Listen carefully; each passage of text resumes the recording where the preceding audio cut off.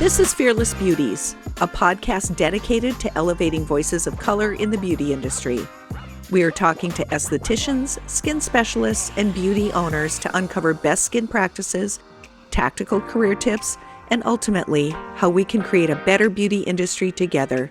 I'm your host, Mary Nielsen. And I'm your other host, Taylor Phillip. This week on Fearless Beauties, we're diving into the 5th chapter of the Fearless Beauties book, Latinx Skin. We are so excited to be joined by two Latina estheticians, Janie Escamilla and Aimee Fuentes, to chat about Latin culture and best skincare practices. Well, Mary, let's jump right into it. What is the biggest misconception about Latin skin? Well, I think some of the biggest misconceptions about Latinx skin is because there's confusion about what that term really means or what it includes as an ethnicity. Someone who's Latinx means that their heritage originates from the geographical area that we call Latin America. Hispanic refers to someone who originates from a Spanish-speaking country. So, for example, someone from Brazil is considered Latinx, but Brazilians speak Portuguese. Latin America is a huge geographical area. It ranges from the United States border to the tip of South America near the South Pole. So skin tones can range from very, very pale to dark. So Latinx skin isn't just cookie cutter. Nomadic travel from Africa, our original human migration, meant that Latinx people became very integrated with America's indigenous population. A lot of their origins are a blend of the Spanish conquistadors, the slave trade, and Native American. There are centuries of health and beauty secrets or traditions that have been passed from one generation to another. I think that is so interesting. It seems like Latin skin is a melting pot of racially diverse people. It's not just one skin type or race, and that is beautiful. And Latinx skin influences a large part of American culture. But what about skincare? How much does Latin culture influence skincare? Latinx culture influences skincare a lot. I know that even with their diversity, there's some cultural beauty rituals that seem to be common to all Latin cultures. Taking time to prepare for an event or an outing, really looking your best when you're out in public is important. You see that now. Okay, maybe not so much now with COVID restrictions, but in my community, which has a really large Latin population, you'll see families out on a Sunday afternoon. They're going for a walk. They're having a picnic.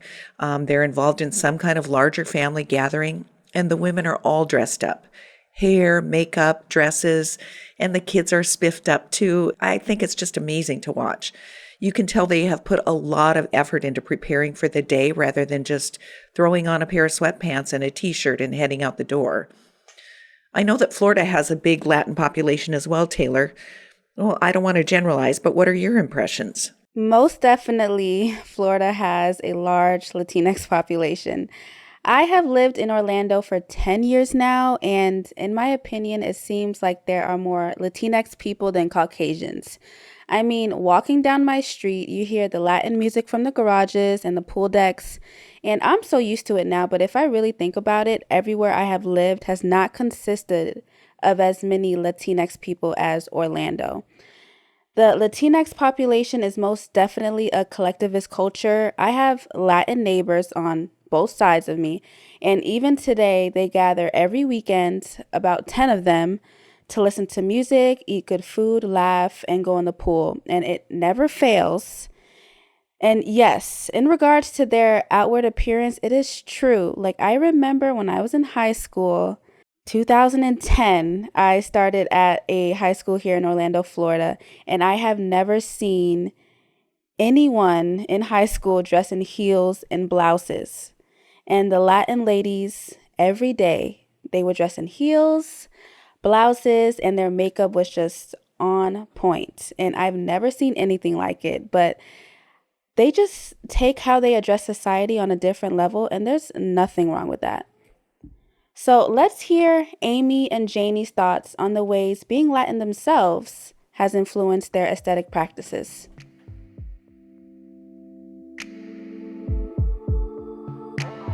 It's interesting because a lot of times, many times, people don't think that I'm Hispanic because I'm so fair. But if you go to Puerto Rico, depending on the part of the island, everyone's like light hair, blue eyes, fair skin. So being able to treat the different Fitzpatrick has been huge just because I kind of come in as like the underdog.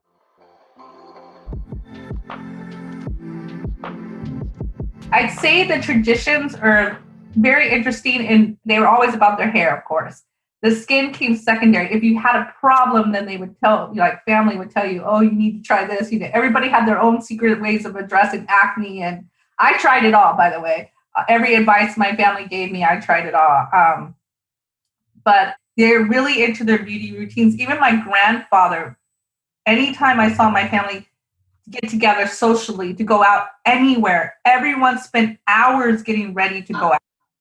From the way, shaving, hair, cologne, perfumes, makeup, prepping themselves, everybody did it. My grandfather and my grandmother always looked so polished when they went out for social engagements, and they just passed that on.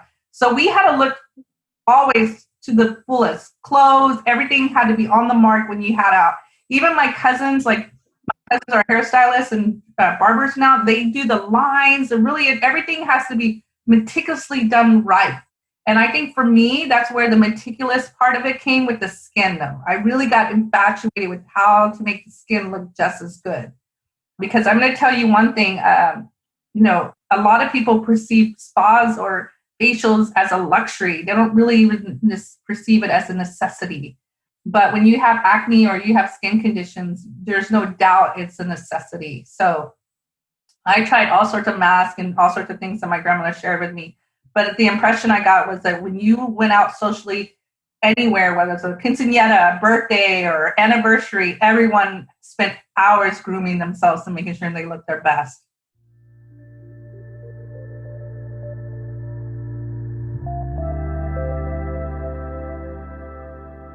Like Janie mentioned, for Latin culture, the ritual of getting ready for the event is just as important as going. And I think this symbolizes how significant their outward appearance is to them. This is something estheticians should definitely keep in mind when treating Latinx clients. So, Mary, how should estheticians go about doing their initial consultation with Latinx clients? Well, Janie had a really interesting perspective on what it takes to gain their trust. We're all about the relationship. We have to really like you and trust you to work with you. If we don't feel that, we will not work with you. And because you almost become an extension of a family, like if you want to, whatever it is, a stylist helps take care of your yard, you have to almost have a relationship with them to trust them and bring them in. And I saw this even one year my dad came out. This is when I was still in college. My dad came out to go for a business thing in Benicia, and it was Mexican-owned business. And my dad is the type of Mexican that looks blonde hair and blue eyes, and he shows up at the meeting, and the gentleman, I guess, was very outlandish. And my dad had asked me to show up at the meeting with him, and I didn't understand why, but of course, I just did. And and then I walk in, and my dad says to the owner, "This is my daughter." And the gentleman looks at me, and he says, "I'm Spanish, you're Mexican?" And my dad's like, "Of course." And he's like, "Oh." And then from that on, the meeting went completely different. My dad and I were immediately brought in like family. We were taken out to dinner. Of course, my dad closed the deal, but it was very interesting watching that on how we trust and how we work with cultural. Now it's very different, but this is not too long ago that it was still very much like that. I absolutely loved Janie's story. Her dad brought her in to show that he was Mexican because he doesn't look like the typical Mexican, and that was really smart. All he needed to know was that he was Mexican and he was all good in his eyes, and that just proves how close-knit and trusting the culture is. But like Janie mentioned, it's a lot different now. So based on Janie's insights about Latinx culture, how should estheticians consult with their potential clients? Well, I think that there's a lot of distrust for authority figures, and you really can't find fault with that. I think they've been taken advantage of economically. They've experienced a lot of negative biases. They experience one of the highest diabetes rates in the US. They have the highest incidence of COVID infections, which means there's a real healthcare shortage. And I think you have to do a lot to win respect and gain trust. Like we've talked about so many times, taking time in the consultation to dig a little deeper. Don't assume anything. I think that asking about diet is important. Finding out if they eat a more traditional Latin diet, which is corn-based and has a lot of veggies that are full of antioxidants, or are they just eating a diet with more processed foods? I'd pay attention to how their body handles an injury. Latinx skin actually has more mast cells, and mast cells are the cells that release histamines and fight irritants.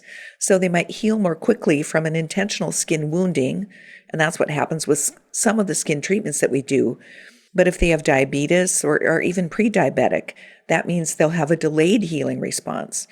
And also looking at what happens if they have a break in the skin. Do they develop keloid or hypertrophic scarring? I think in the visual consultation, you need to be sure to look at pigmentation that could have a pattern of melasma. 80% of Mexican women develop melasma during pregnancy. I mean, that's a huge number. Anyway, Taylor, you always have great insights into the consultation. What do you think? Well, this is pretty universal, but just having cultural competence. Are you educated on treating Latinx skin? Are you aware of their cultural diseases and disorders that affect their skin? Are you comfortable treating Latinx skin in all of its complexities? It's so important to want to become educated and ask the right questions. And I feel like a broken record saying this, but it's one thing to be an esthetician, but a completely different thing to be an inclusive esthetician. Not everyone can say they really know how to treat Latinx skin or Black skin or Asian skin properly. You just got to educate yourself and practice. So, Mary, now that we've talked about Latinx culture, let's get into the challenges that can occur in their skin. Well, I've already mentioned diabetes. Diabetes is a systemic disease that can affect every system in the body. Elevated blood sugar results in slower wound healing. There's some neuropathy that affects sensation, even vision. There's more melanosomes in the basal layer of the epidermis in Latinx skin, so there's a greater risk of getting PIH. And Latinx skin also has greater TUL, or transepidermal water loss. It can become drier and more sensitive. People with a Latinx heritage may not be particularly more prone to acne, but if they do get acne, it will tend to be more cystic. And they're sensitive to benzoyl peroxide, and that's just a staple ingredient for treating acne. So having an awareness about that will help you creating a skincare plan that doesn't use benzoyl peroxide and create another problem. The other thing is the incidence of skin cancer is really on the rise in the Latinx population because they have a belief that they don't need sunscreen. So education about the importance of sunscreen is always important. Yeah, I don't think we could ever say it enough, but wearing sunscreen every day is so important. The generational lack of knowledge in Latinx culture has unfortunately caused this rise in skin cancer. And when treating Latinx skin and developing a treatment plan, it's just imperative to let your clients know to always wear sunscreen. Now that I know, I put sunscreen on Lauren and I every day before going outside. It's just something she knows we have to do. And I hope that it's something she carries into her adult life and in motherhood. So let's move on to discussing cultural and dietary practices. How does a Latinx's view of plant-based medicine influence their skincare practices? The traditions of plant-based medicine influences skincare ingredients. These same plants are used in large commercial skincare businesses today. They have been used for centuries in Latinx culture. They have proven efficacy. Things like aloe for soothing and calming, and bearberry for skin brightening. Yeah, I definitely think plants have amazing healing properties. In my home, we use aloe a ton. But I think it's important to mention that it does not 100% take the place of going to the doctor. And I say that only because there are a lot of people in my family who decide to not go to their annual checkups or listen to their doctor's advice because they believe that plants will take care of all of it. Now, I'm all about a plant-based diet and medicine, but the mindset that doctors are wrong really does them damage. Latinx people have that same strong opinion. Medical attention may be delayed or avoided because there is a mistrust of professional institutions.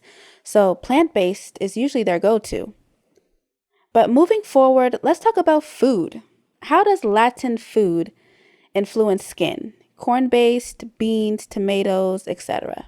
The traditional Latinx diet is full of antioxidants, very plant-based, gluten-free with corn tortillas.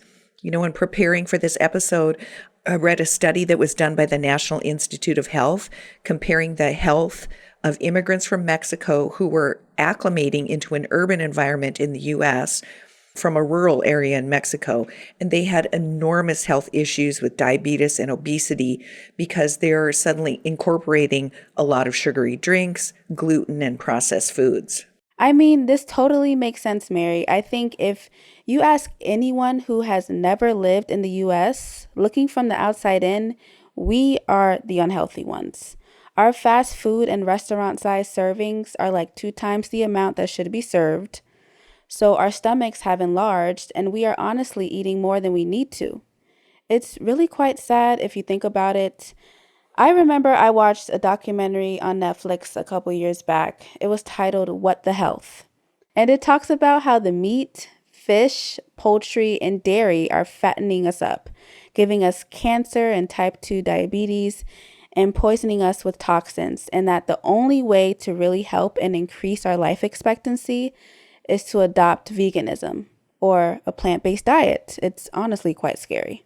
That's what converted me to a plant-based diet, watching that documentary. Oh, that's interesting because I remember watching it about 2 years back and I was like, okay, I got to turn this off halfway through.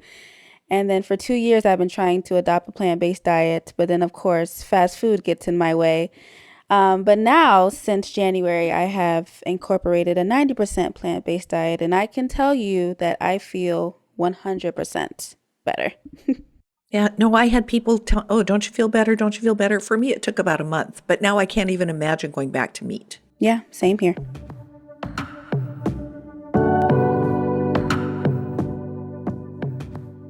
All right, so let's discuss our last topic of this podcast, the treatment plan. What are the best treatments for Latinx skin? Well, I think if you're working on a treatment plan, you've got to go progressive rather than aggressive. Condition the skin. Electrical modalities for exfoliation, like microdermabrasion and skin spatula, work well.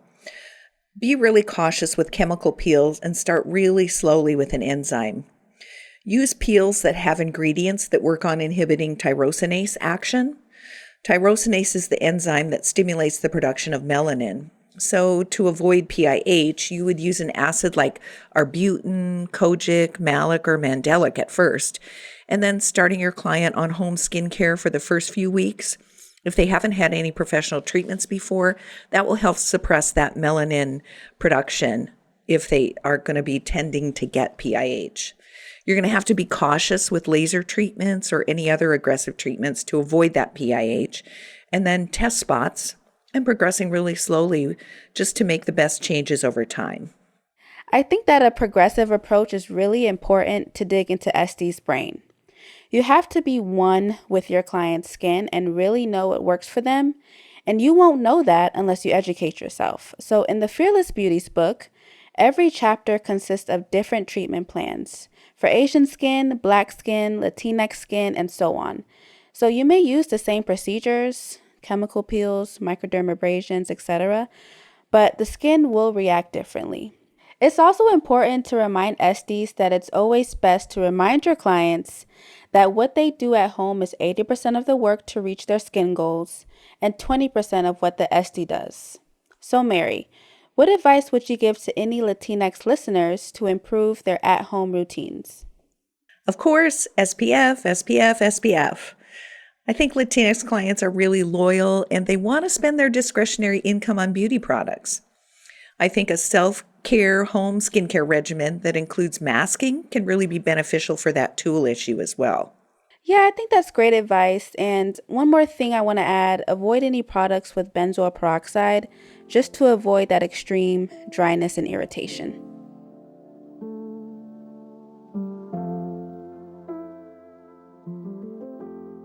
I think the takeaways from today's episode are that Latinx skin is diverse in pigmentation and in response to treatments. Latina women have some really strong beauty cultural rituals, and as professionals, we can tap into that. Awareness about the high incidence of melasma and a high incidence of diabetes should make you really careful in planning your treatment plan and appreciate the culture for its attention to self-care. Yeah, I really love that, Mary.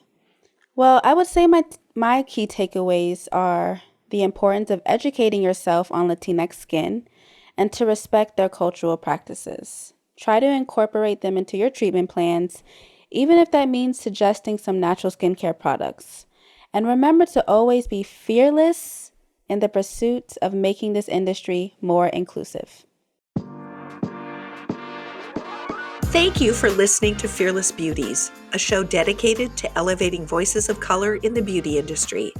I'm your host, Mary Nielsen. And I'm your other host, Taylor Phillip. Until next time, keep educating yourself, remember to stay open, and be fearless in the pursuit of creating a better, more inclusive world. If you enjoyed today's episode, please rate us 5 stars on Apple Podcasts and leave us a review. Special thanks to my co-host Taylor and our producers at Quill Inc.